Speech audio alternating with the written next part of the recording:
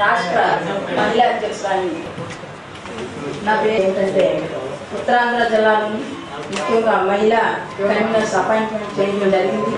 అలాగే లోక్ జనశక్తి పార్టీ నవ్యాంధ్రప్రదేశ్ గ్రామ స్థాయి నుంచి నిర్మాణం చేయాలని గౌరవనీయులు శ్రీ రామ్విలాస్ పాస్వాన్ గారు కేంద్ర ఫుడ్ అండ్ సివిల్ సప్లైన్స్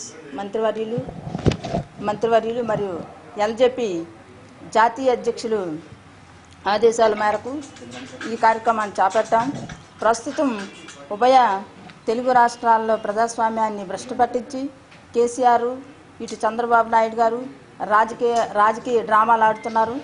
కావున చంద్రబాబు కోర్టులు కేసీఆర్ ఫోన్ ట్యాపింగ్ కేసుల్లో ఇరుక్కుపోయి రాష్ట్రాన్ని ఈయన గాలికి వదిలేసి ఆయనేమో ఎన్నో ఆశలు పెట్టుకుని తెలంగాణ కోసం పోరాటం చేసి సాధించుకున్న ప్రజల సమస్యలను గాలికి వదిలేసిన సందర్భాలు మనకు తెలిసిన విషయమే.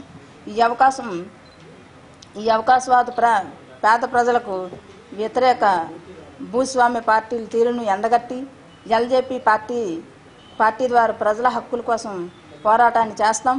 పార్టీని బలోపేతం చేసి రాబోయే కాలంలో పార్టీని ముందుకు నడుపుతామని చెప్పేసి పాత్రికేయ మిత్రుల ద్వారా నేను తెలియజేసుకుంటాను.